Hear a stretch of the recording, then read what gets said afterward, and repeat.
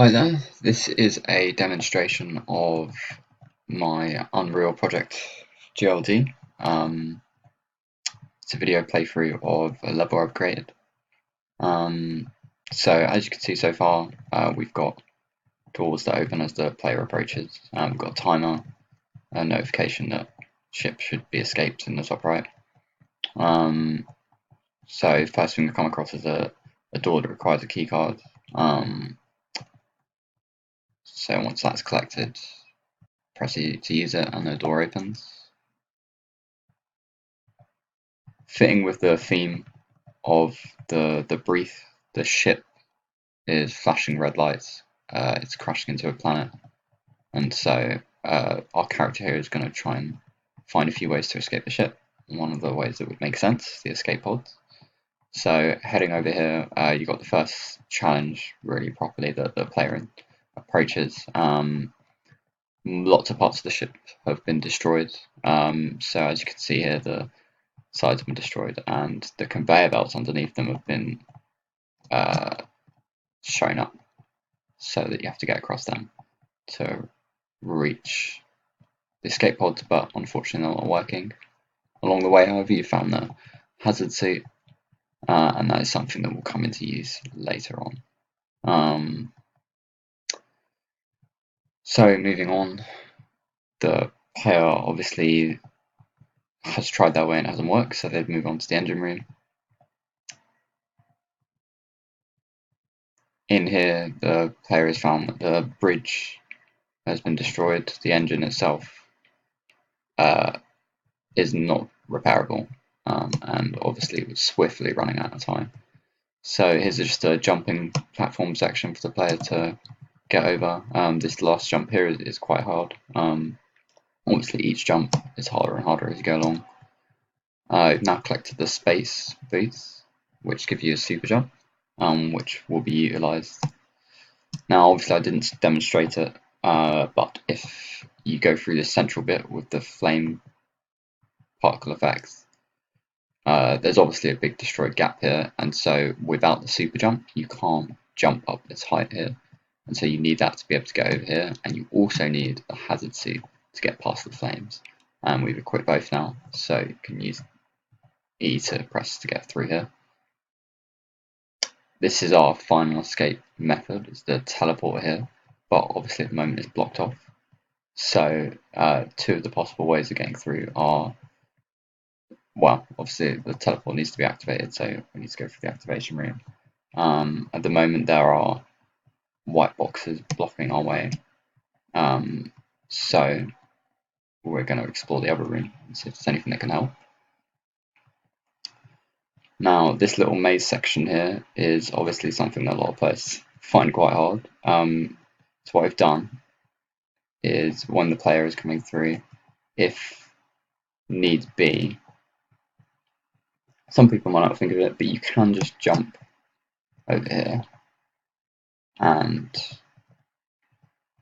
grab the necessary projectiles. So to use these, it's Control Shift and then X to fire, and we can now use them to get past those white blocks that we wanted.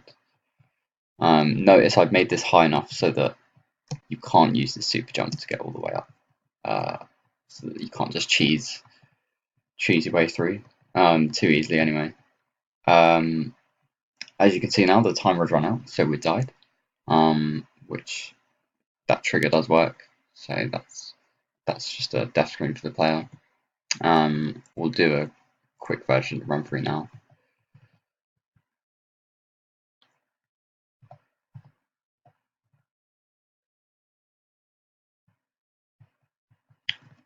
Fitting the general theme of the brief,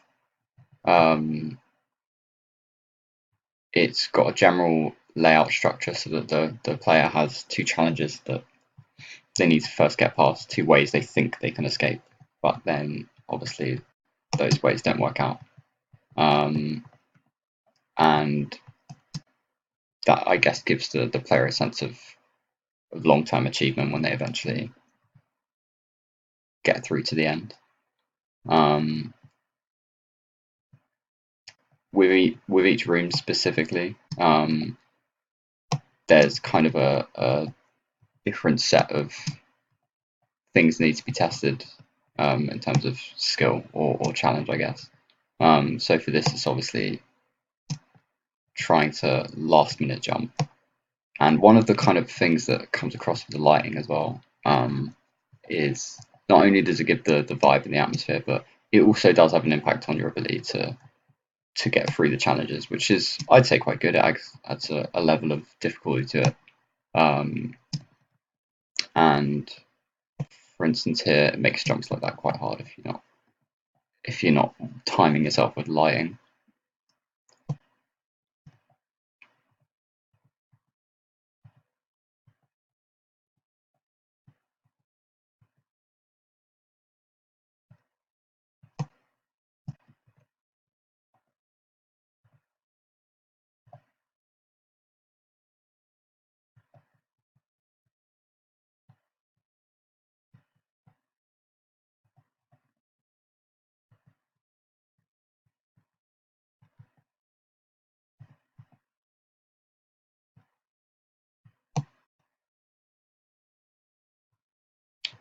Well, we missed it. That is unfortunate.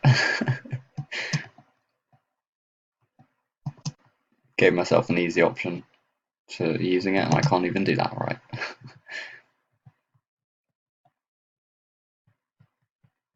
Now, I guess there is a question of whether there should be that cheese there of getting through it.